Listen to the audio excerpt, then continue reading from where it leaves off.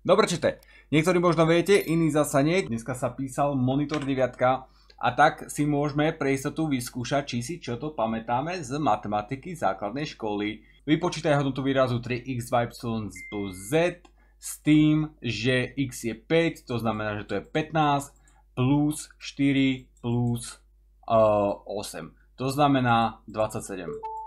Vlak idúci priemernou rýchlosťou 80 km za hodinu prejde svoju trasu za 3,5 hodiny. Tieto som tak nenávidel. Po rekonštrukcii trati sa priemerná rýchlosť vlaku zvýši na 100 km za hodinu. OK. Koľko hodín bude trvať cesta vlakom po zrekonštruovanej trati na tej istej trase? Takže zvýšili sme rýchlosť vlaku o 25%, to znamená o 25% by sa malo znížiť, koľko to bude trvať. Toto je 210 minút, to znamená, máme 210, počítame z toho 25%, ktoré skrátime, takže 210 delené 4, nie krát delené. 210 delené 4 rovná sa 52,5 krát 3 rovná sa 157,5. 157,5, chápeš? To je moja odpoveď. Ty trojčlenka, 157,5. Easy peasy. Hodiny premení?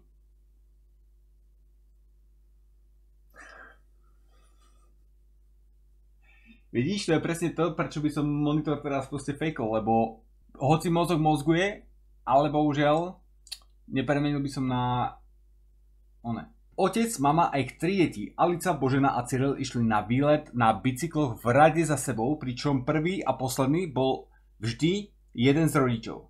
Koľko existuje rôznych, ježišmária, kombinatorika, are you fucking kidding me?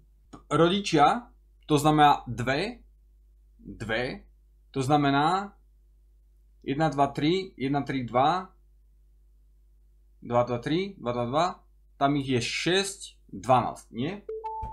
V trojníkovej sieti na obrázku vyfarbujeme trojuholníky podľa nasledujúcich pravidiel. V prvom kroku vyfarbíme jeden trojuholník. V druhom vyfarbíme len tie trojuholníky, ktoré majú spoločnú stranu. V každom ďalšom vyfarbíme všetky trojuholníky, ktoré majú aspoň jednu spoločnú stranu s trojuholníkmi. Koľko trojuholníkov bude vyfarbených po 5 krokoch? 2 hours later. You see? To je tak, keď chceš mať všetko rýchlo proste. Starý otec má 10 vnúčat. Každému kúpil gumu na gumovanie v tvare sovy. 4 z nich boli žlté, jedna biela. Čiže sme na 5. otázke a už je druhá kombinatorika. Fakt by som bol tilted, keby robím tento monitor. Nebudem sa aj bať. Čo? Adam sa nakreslil mapu svojich najčastejších vychádzok do tabulky, si poznačil vzdialenosti jednotlivých miest v krokoch. Kde máš vzdialenosti v krokoch? Aha, tu máš tabulke, ty kokot, že tu máš len uhly. Čo ti je? Údajov z obrázku určí veľkosť ostrého uhla medzi cestou z kostola do obchodu a cestou z kostola. Cestou z kostola do obchodu a s cestou kostola do domu. Tento? Však to je easy, nie? Však tu keď je 17. Piče, daj mi sem ceruzu. Tu je 17, tu je 20, ak dobre vidím, tu je 37 uhol. Tu je 90, tu je 20, znamená tu je 70 uhol a to znamená, že tu je 110 stupňov. A to je, že 110, 127 znamená 153. Na základe údajov o počte krokov v tabulke vypočítaj, koľko krokov Adam urobí, ak pôjde od kostola do obchodu. Od kostola do obchodu najkratšou cestou. Najkratšia priamka je toto. A teoreticky dopočítaš, nie? Keď máš uhloprečko, máš toto. Tak toto by nemal byť prúser. Ale sú to úlohy, ktoré by som preskočil a vrátil by som sa k tomu na konci, to je definitíva. Ak do automatu vložíme číslo 870, ktoré číslo z neho podľa schémy vypadne. 870 je deliteľné 3 aj 5. Je. Y sa rovná x plus 1, znamená 871. Model auta je oproti skutočnosti zmenšený v pomere 50, vypočíta skutočnú dĺžku tohto auta, ak je dĺžka modelu 8 cm x 50, 8 x 50, 400 cm, takže 4 metre. Plastový obal s hliníkovou fóliou, ktorý slúži na balenie liekov, sa nazýva blister. Blistre sú balené do papierových škatuliek. Pôvodne bolo v jednom blistri 10 tabletiek, v jednej papierovej škatulke sa predalo 10 kusov tabletiek. Výrobca sa rozhodol šetriť životné prostredie iným rozmiestnením tabletiek. Sa mu podarilo zabaliť do jedného blistra až 15 kusov tabletiek. O koľko menej blistrov bude v jednej škatulke pri novom rozmiestnení tabletiek, ak počet tabletiek, no tu bolo 6, tu ich bolo 9, takže o 3 menej. O koľko centimetrov štvorcových sa zmenší povrch novej škatulky? Keďže tu ich bolo 9, tu ich bolo 6, ale teoreticky ostáva rovnaký objem, tak štatisticky bez toho, aby som pozeral na rozmery, znamená, že o 33% je menšia. Centimetrov štvorcových to by sme dorátali. Tatiana rada beha v parku okolo 5 rovnakých okruhových záhonov s kvetmi. Na obrázku je výraznená jej každodenná trasa. Koľko metrov meria jej trať, počítaj hodnotou pi je 34 tón, či Sherlock, šírky bežeckej cestičky sa nebávame. OK, takže to je vlastne 1 pi, 2,5 kruhu plus 230 metrov. Táto je 5 kruhov, priemer jedného je 200, takže easy. To máš vypočítané hneď, akurát, chápeš, máš tam polovičné kruhy. All good. Martin a jeho sestra Alvera dostali na narodeniny inteligentné hodinky. Každý deň na nich sledujú počet prejdených krokov. V diagrame sú znázornené počty krokov, ktoré Martin urobil počas jedného týždňa. Vypočítaj priemerný počet krokov. Stonks, easy peasy. Aplikácia hodiniek ščítaš, vidíš 1, 2, 3, 4, 5, 6, 7. Pohodička, nemusíme nič. Aplikácia v hodinkách dáva užívateľovi aj rôzne užitočné rady. Jednou z nich je prejsť denne 8000 krokov. Je prospešné pre zdravie, ale prejsť aspoň 110 krokov za 1 minútu je oveľa lepšie. Podľa záznamov z Martinových a Lauriných hodiniek posúď, kto z nich prešiel priemerne aspoň 110 krokov za minútu. 1915 krokov, 1,36 km, 8 až 8,20 znamená za 15 minút, 1900 krokov, 1915 deleno 15 minút, stonks, 1148 deleno 10 minút. Obidva. Dopravné lietadlá lietajú vo výškach okolo 10 000 metrov. V týchto výškach je riečí vzduch a sú tam veľmi nízke teploty. V kabíne lietadla namerali teplotu vzduchu 21,7 stupňov Celzia. Mimo lietadla minus 55,4. Rozdiel teploty v kabíne lietadla a teploty mimo lietadla je... To vážne? Jak môže byť rozdiel minus 70 jebe im? Dobre, proste 77,1. Daný výraz T rovná sa 20 a minus 8a deleno 4 krát 2 minus 1. Prečo tu krát ako bodka? V ktorej možnosti sa výraz t rovná výrazu u?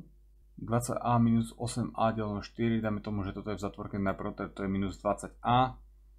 A tu je minus, takže najprv toto. To je 2a krát 2. 4a. Znamená 16a minus 5. Bčko.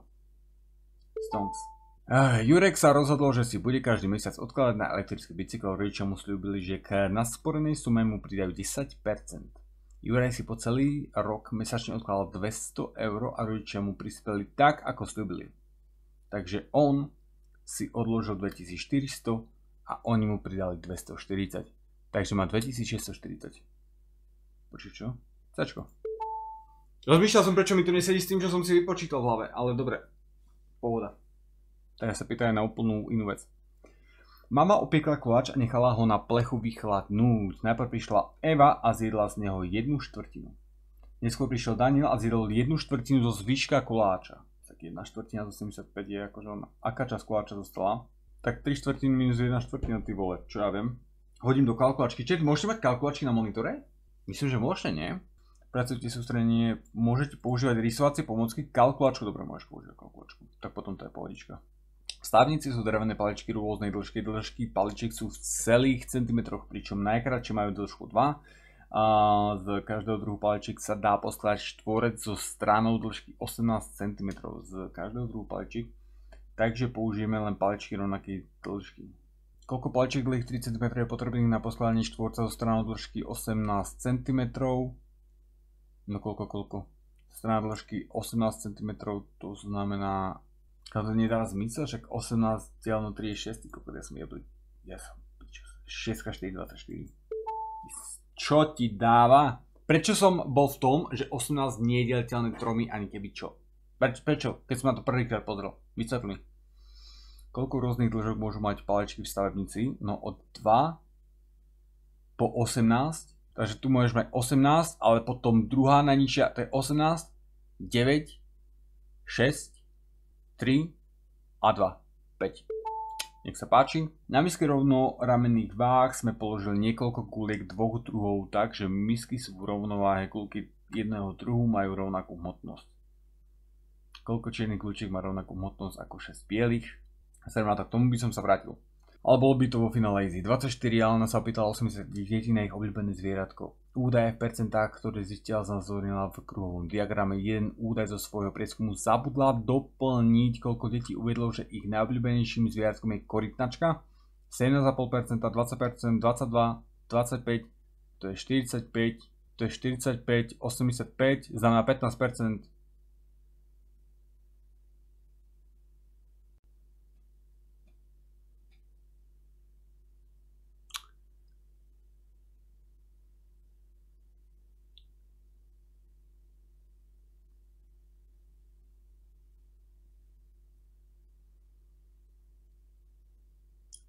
Tak tie dve sú spolu 40, tie dve sú spolu 45, to je spolu 85, tak toto by malo mať 15%, nie náhodou?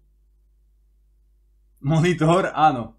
Nie náhodou, čo je 15, prečo tu nie je možnosť 15?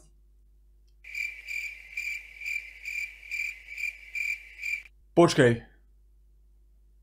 Ty kokot, lebo ja tam 15%, ja tam 15% z 80 detí, dobre, chat.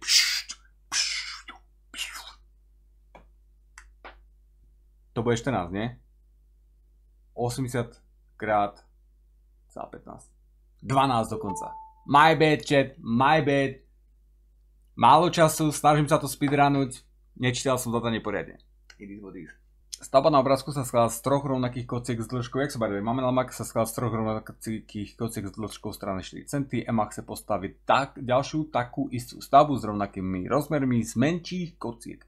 Použila dve kocky s dĺžkou hrany 3 cm a 8 kociek s dĺžkou hrany 2 cm. Koľko kociek s dĺžkou hrany 1 cm bude potrebovať na dokončenie takejto stavby, ak novú kocku priloží vždy celou stenou k stene kocky, ktorá už v stavbe je? Jebe ti na hlavu, ty kokot. Emma nechce stavať?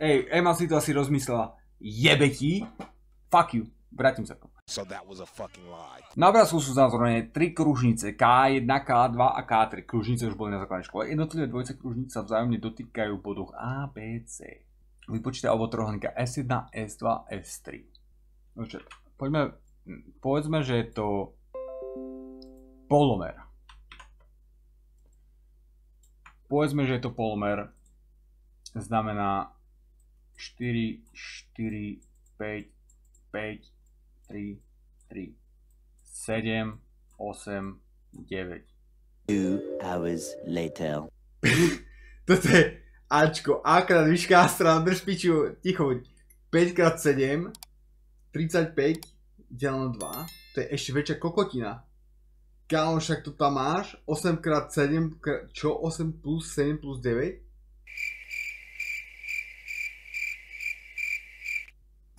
Mám vypočítať čo?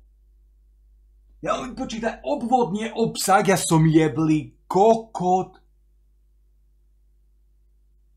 Ja som tupeloid jebeti. Dobre. 15, 24, chat.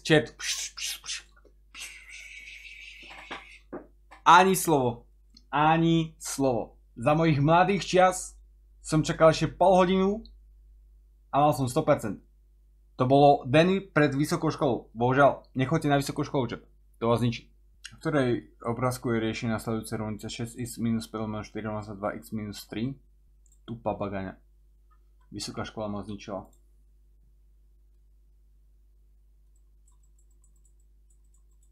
To sa takrát 4, 8x minus 12. To znamená 2x sa na 7. Ťažko. No veď, jasné. Tam som si to potreboval, chápeš. Tam by som si všetko písal, chat kreslil, poznačoval, tu som proste v obmedzených podmienkách a to je iné. Na obrázku je znázornená priamka AB a bod M. Dokresli do obrázku rovnoramenný lichobežník ABCD so základňou AB, tak aby bol M ležal v strede.